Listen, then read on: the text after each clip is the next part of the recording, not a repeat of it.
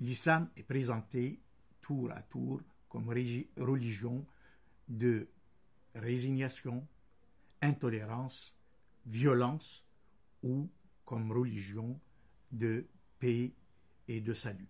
Ces significations réfèrent à l'étymologie du mot. De la radicale SLM sont tirés les mots silm, paix, salam, salut, salama, sécurité, mais aussi les termes salim et son féminin salima, sain et sauf, le verbe aslama qui veut dire soit adhérer à l'islam comme religion, soit se soumettre à la volonté de Dieu. Dans le Coran, le terme muslim recouvre ces deux significations. Le verset coranique qui parle d'Abraham comme musulman est compris par certains comme voulant dire le soumis à la volonté de Dieu et par d'autres comme musulman, et les adeptes de cette interprétation considèrent que l'islam est la religion de la nature préexistant à toutes les religions et que Adam, Noé, Abraham et tous les prophètes de la Bible et du Coran sont des musulmans avant la lettre. De même, le verset coranique disant que pour Dieu, la religion, c'est l'islam, est compris par certains comme l'unique religion pour Dieu et l'islam, et dans ce sens-là, le djihad doit être mené jusqu'à ce que l'islam devienne la religion de toute l'humanité. Ainsi, pris dans un sens ou dans l'autre, l'islam peut engendrer des formes de religiosité tolérantes ou des formes de religiosité violente. Comme religion, l'islam a donné lieu, depuis le début, à différentes obédiences, sunnites, chiites, zaïdites, ismaéliens, ébadites, alevis, pour ne citer que celles qui existent encore. Ces obédiences se sont elles-mêmes divisées en courants et formes de religiosité et de spiritualité individuelle au plus collectif. Les 10 entrées proposées ici ne sont pas exhaustives, mais elles permettent d'ouvrir sur d'autres interrogations. Elles essayent de questionner les notions les plus courantes au sujet de l'islam en précisant leur sens souvent équivoque.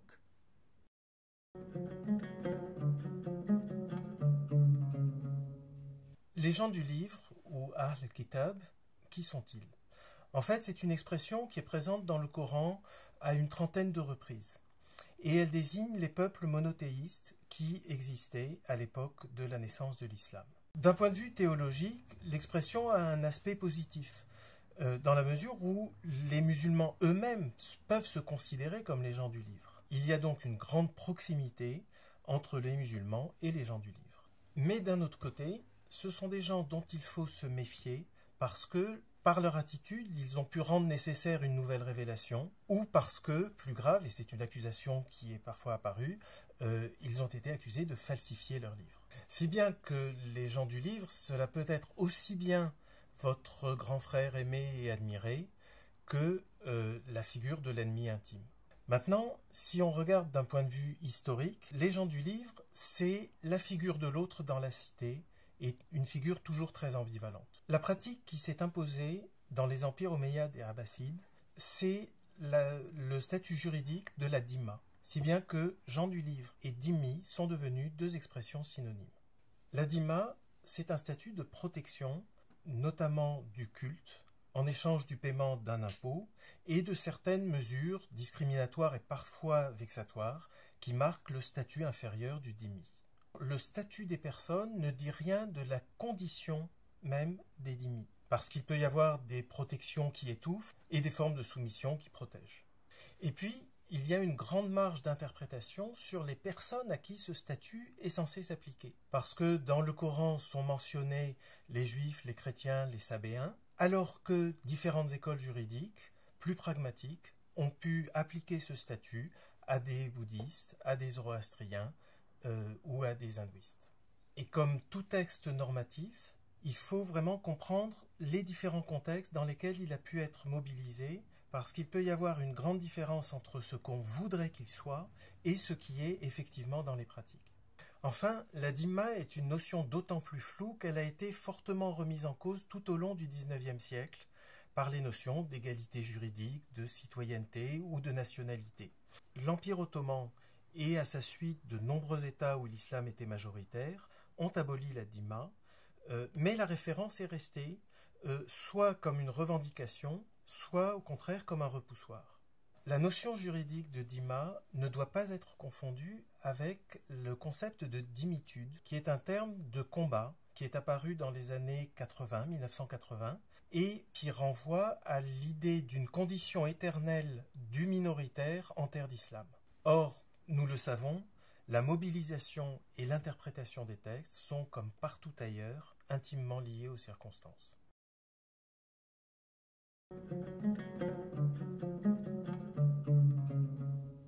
C'est seulement au Xe siècle que s'était fixée une tradition dans le monde sunnite autour de 5 obligations, ce qui ne veut pas dire ni qu'elles ont été pratiquées ensemble, ni que la foi des musulmans y soit réduite. Le premier pilier, c'est ce qu'on appelle la shahada, c'est-à-dire en fait le témoignage. C'est témoigner qu'il n'y a de divinité qu'Allah et que Mohammed est son prophète. En fait, la shahada s'inscrit dans la tradition monothéiste et marque la fondation de l'islam par le nouvel envoyé. Le deuxième pilier, c'est ce qu'on appelle la salat, c'est-à-dire les 5 prières qui rythment le quotidien. Ces prières peuvent se faire soit de manière individuelle, soit de manière collective. Et bien évidemment, ils se font après le rituel de la purification. Et il est cependant conseillé que la prière du vendredi se fasse de manière collective.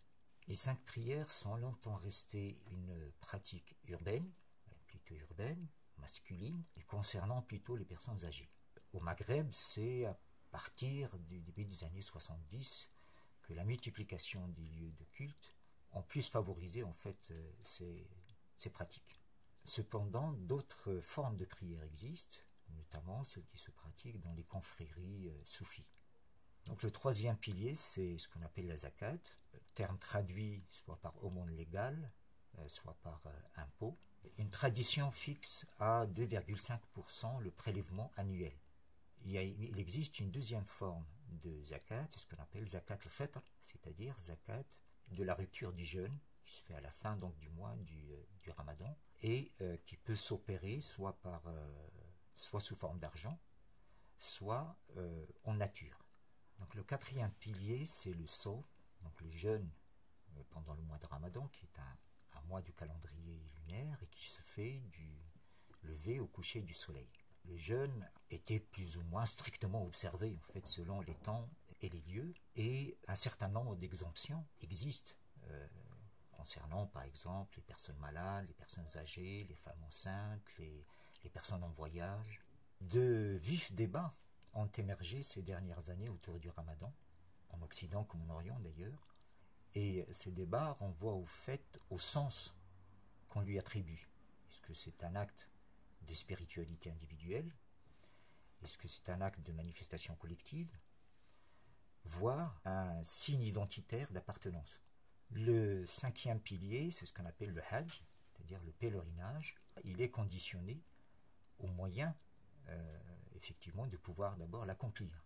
Le rituel du hajj, il fait revivre aux musulmans un peu les moments de fondation importants de l'islam. Le hajj est un moment d'affirmation collective et universelle. Et son organisation d'ailleurs est un enjeu géopolitique. Et le fait que les musulmans sont disséminés aujourd'hui sur les 5 continents accroît en fait cet enjeu-là aujourd'hui. Du point de vue historique, l'importance accordée à chacun de ces piliers, tout comme la possibilité d'adapter chacun d'eux à leur temps, est en fait variable selon les sensibilités aussi bien individuelles que collectives.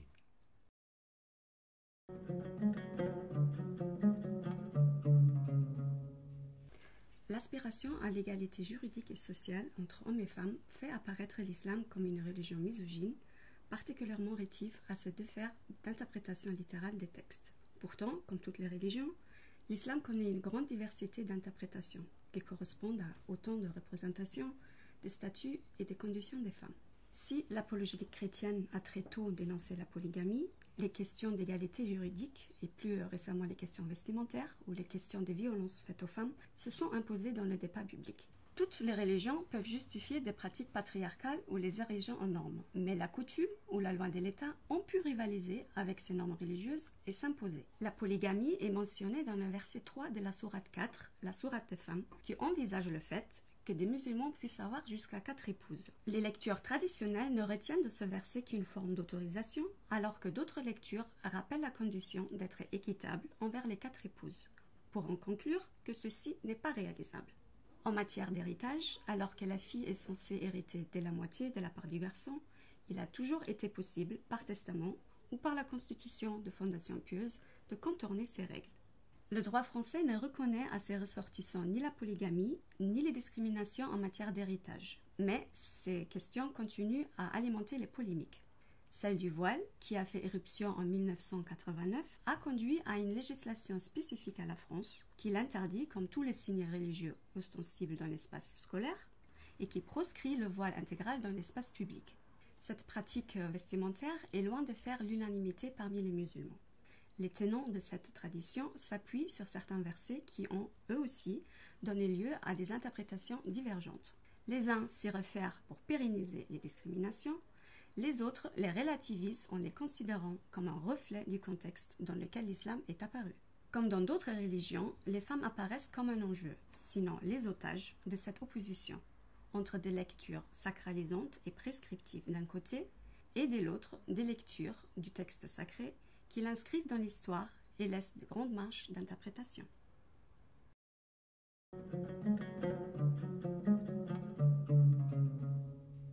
Je dirais qu'au XXIe siècle, ce mot arabe, charia, est couramment utilisé pour désigner un ensemble de pratiques individuelles et collectives qui sont supposées être conformes aux enseignements du Coran et du Hadith, le Hadith étant la tradition du prophète Mohammed. Littéralement, la charia, c'est la voie idéale et unique que tout croyant doit suivre pour gagner son salut. Comme les lois fondamentales des religions juives et chrétiennes, qui sont également désignées en arabe par le terme charia, la loi islamique a subi de nombreuses interprétations et modifications dans le temps et dans l'espace. L'historiographie de l'islam, élaborée dans les universités islamiques et par l'islamologie européenne, nous renseigne sur l'évolution des contenus de la charia. Après les tâtonnements des premières générations, des savants, théologiens et juristes ont fondé des écoles d'interprétation doctrinale qu'on appelle les madhahib, qui ont interprété la charia. Ce savoir, qu'on appelle aussi le fiqh, la jurisprudence, informe les musulmans sur toutes les décisions qu'ils ont à prendre dans leur vie quotidienne et au cours de leur existence. Les normes validées par la charia et appliquées par les cours de justice islamiques ont eu tendance à rendre contraignantes un certain nombre de règles. Pour la pratique cultuelle, par exemple la prière ou le jeûne du mois de Ramadan, pour l'éthique des relations sociales, pour le droit pénal, ou encore pour la gouvernance de la famille et, par exemple, la gestion des biens et leur transmission. Bien entendu, la jurisprudence islamique a produit une grande variété de normes en fonction des lieux et des époques. À partir du XVIe siècle, par exemple, l'Empire ottoman a commencé à rationaliser l'application du droit islamique par la codification. Les pouvoirs coloniaux, ensuite, plus tard, à partir du XIXe siècle, ont renforcé cette tendance à la centralisation, en inventant par exemple, dans le cas de la France, en Algérie, un droit musulman codifié, ce qui s'est fait aussi en Inde par les Anglais et en Indonésie par les Hollandais. Plus tard, les régimes nationalistes issus de la décolonisation ont œuvré par une codification du fiqh à adapter la jurisprudence islamique à une citoyenneté en constante évolution. Ce fut le cas notamment pour des pays comme l'Égypte, l'Algérie ou encore la Syrie. Aujourd'hui, la charia est devenue un enjeu politique et symbolique davantage que strictement religieux. Ainsi, beaucoup de gens, par exemple, revendiquent l'application de la charia, alors que dans leur vie quotidienne, ils vivent dans le respect du droit positif du pays où ils se trouvent.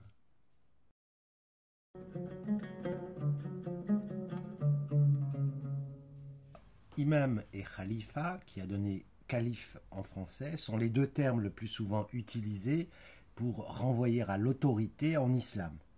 Dès les origines, l'imam, c'est le guide spirituel, alors que le mot khalifa, donc calife, est utilisé pour désigner le successeur, sans connotation religieuse. Progressivement, après la mort du prophète, le titre de calife s'impose à tous pour désigner le chef de la communauté. C'est le cas pour les sunnites, mais aussi pour les chiites, même si ces derniers ont toujours préféré utiliser le mot imam. Avant de mourir, le prophète Mohammed n'avait pas laissé de directive quant à sa succession.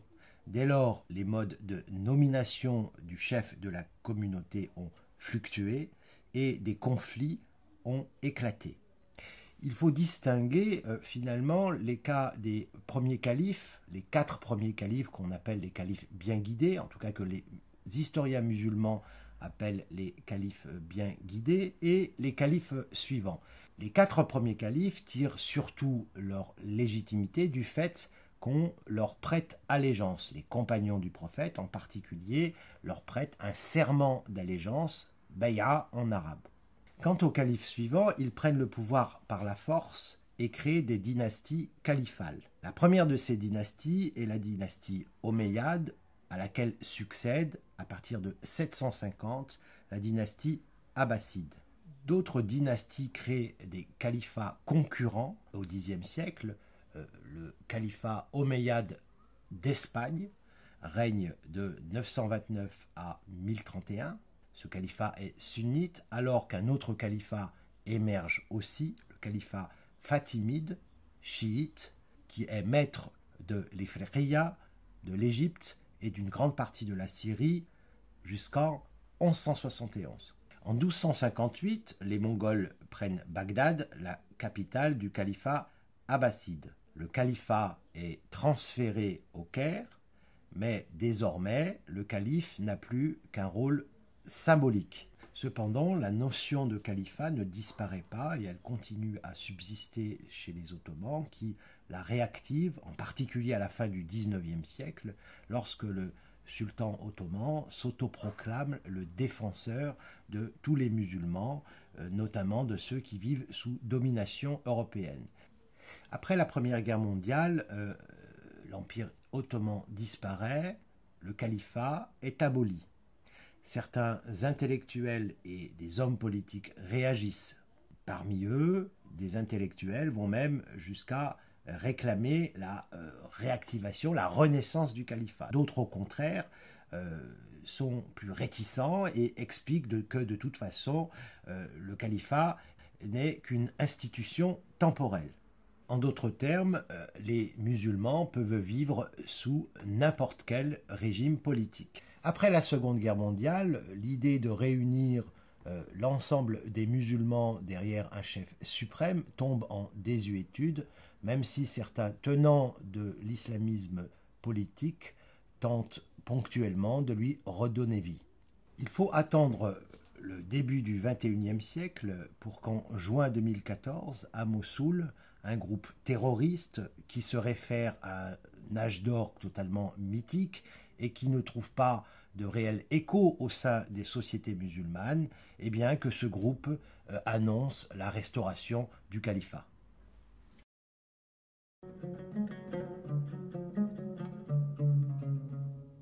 Depuis l'affaire Salman Rushdie, la notion de fatwa est associée à une sentence, voire une condamnation à mort, à l'encontre de toute personne accusée de blasphème. Mais en fait, le terme fatwa désigne un avis donné par une personne au fait des normes religieuses et qui répond aux questions de musulmans dans leur pratique, dans leur quotidien ou qui affrontent une nouvelle situation, comme par exemple en Afrique du Sud dans le Transvaal. Ils se sont adressés au moufti d'Égypte, Mohamed Abdou, nommé en 1899, pour savoir s'ils pouvaient manger de la viande non abattue rituellement. Ce moufti s'est appuyé sur le verset 5 de la sourate 5 qui stipule « Aujourd'hui, la nourriture des gens du livre est licite pour vous, les autorisant ainsi à manger cette viande. » C'est le moufti qui a la fonction de donner des fatwas. Alors, dans les États modernes, il y a des mouftis nommés par le pouvoir, ce sont des institutionnels. Mais il y a aussi des religieux qui sont sollicités par des personnes et qui, à ce titre-là, font des fatwas. Alors, pour les mouftis nommés par l'État, il peut y avoir des cas de conscience qui peuvent conduire à la démission ou à la révocation de ce moufti. Alors évidemment, d'un moufti à l'autre, les fatwas peuvent être contradictoires. Et dans le rite malékite, ces contradictions, ces divergences entre les différents avis sont aussi une bénédiction et permettent aux musulmans de choisir la fatwa qui leur convient le mieux. De nos jours, les fatwas portent sur des sujets très divers. La bioéthique, par exemple, le don d'organes, le don de sperme, la fécondation in vitro, le quotidien, les relations dans le couple, les relations au travail, et même faut-il ou pas voter lors d'élections. On peut demander des fatwas par téléphone, par email, sur des forums de discussion, des sites internet y sont consacrés, tout comme des émissions radio. Les fatwas sont devenus un commerce florissant, notamment sur internet. C'est aussi sur la toile que certains appels au meurtre sont présentés sous forme de fatwa. Là, il s'agit plus d'une posture que d'une réponse à une question donnée. Pour être clair, la fatwa est un avis donné par une personnalité faisant autorité à un musulman dans le cadre d'une question précise. Elle n'engage que celui qui la donne et celui qui choisit de l'adopter. Cet avis n'a pas de caractère obligatoire, ce n'est pas une sentence, il n'a pas force de loi, sauf si le politique décide de s'en emparer et de l'intégrer dans un code de jurisprudence.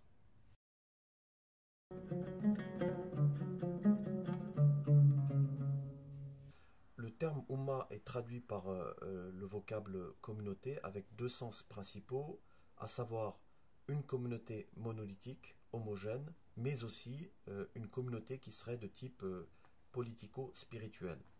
Ces représentations sont erronées parce qu'elles cultivent l'idée selon laquelle il n'y aurait pas de sujet en islam et que par ailleurs l'action du sujet musulman se confondrait forcément avec celle du groupe d'appartenance réel ou supposé.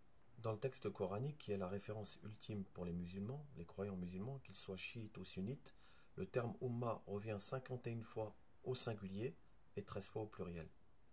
En effet, dans le texte coranique, les occurrences du mot Ummah revêtent des connotations différentes et les termes en question peuvent être associés à des espèces animales, comme les abeilles ou les oiseaux. Le mot Ummah peut renvoyer à l'aisance matérielle, mais également au fait qu'une personne ait un statut prééminent qui font d'elle une référence. Par ailleurs, le vocable Ummah peut être rapproché de qui signifie matrice ou mère. Le mot Ummah avant l'islam était fortement polysémique. Il pouvait renvoyer à tradition, situation ou direction. Il est indispensable de situer le vocable et le sens du vocable Ummah entre 622 et 632 parce qu'il désignait à ce moment-là une communauté supratribale pluriconfessionnelle. Et dans la charte de Médine, qui a été contractée dans cette période, on pouvait appartenir à la communauté en question sans être forcément musulman. Aujourd'hui comme par le passé, le terme Ummah reste éminemment polysémique. Il renvoie notamment chez Louis Massignon à la volonté de vivre ensemble. Cependant, il ne faut pas nier la dimension religieuse que peut revêtir le vocable Ummah, puisqu'il renvoie, ou il peut renvoyer, aux grandes traditions religieuses, à l'instar de la Ummah chrétienne ou de la Ummah juive. En plus de la connotation religieuse du terme Ummah, le vocable en question peut également renvoyer à une dimension politique, en ce sens qu'il désigne parfois la nation. Par exemple, la nation arabe ou les Nations Unies. Pourtant, il se trouve aujourd'hui des intellectuels musulmans ou non, ainsi que des activistes musulmans, islamistes en l'occurrence, qui ont tendance à réduire la Oumma à sa seule dimension religieuse. Ils font de la Oumma la seule communauté musulmane unique, indivisible et universelle. Ainsi, vous aurez compris qu'il s'agit là d'une confiscation de la notion.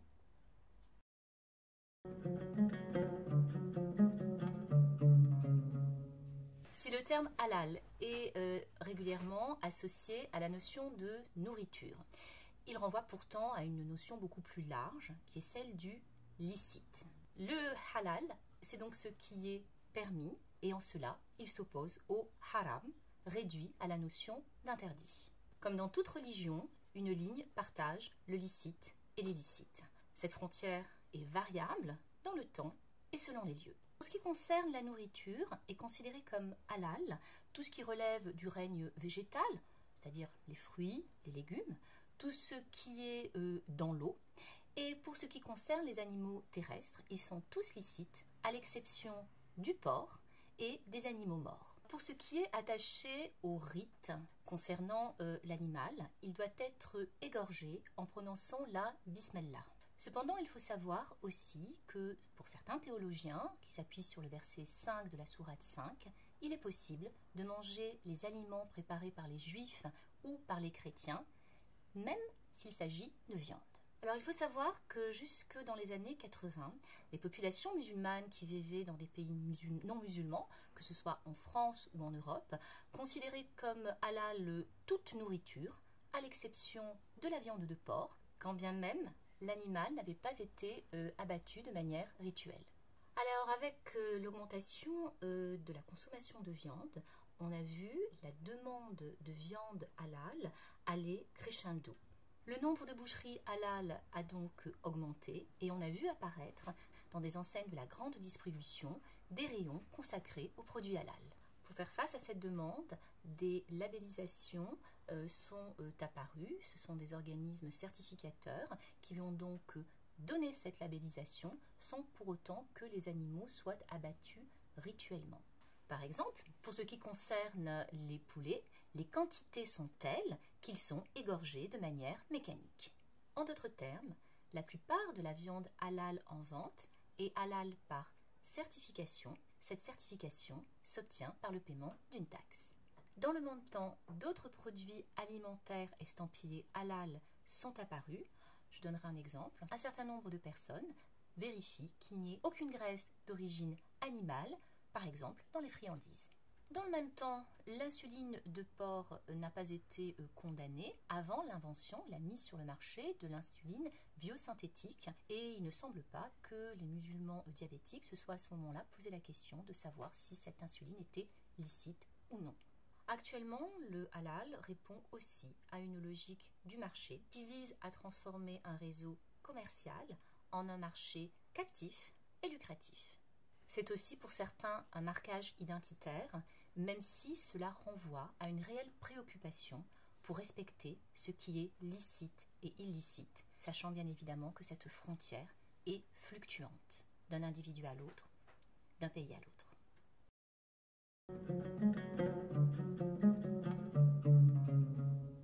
La notion de djihad désigne essentiellement aujourd'hui une lutte armée au nom de l'islam. Et effectivement, la racine renvoie à ces notions de lutte, de combat, d'effort. Cette notion a aussi servi à traduire une nouvelle vision de la vie pour les croyants, au nom de laquelle il faut être actif. Et en ce sens, le djihad, c'est le zèle par opposition à l'indolence ou à la paresse. La deuxième signification renvoie à l'idée de lutte, mais il s'agit cette fois d'une lutte contre les passions de l'âme, ce que le prophète, une tradition religieuse attribuée au prophète, a désigné comme le grand djihad par rapport au petit djihad qui serait le djihad armé. Et on voit que cette idée de combat spirituel rejoint au fond la thématique universelle du contrôle de soi.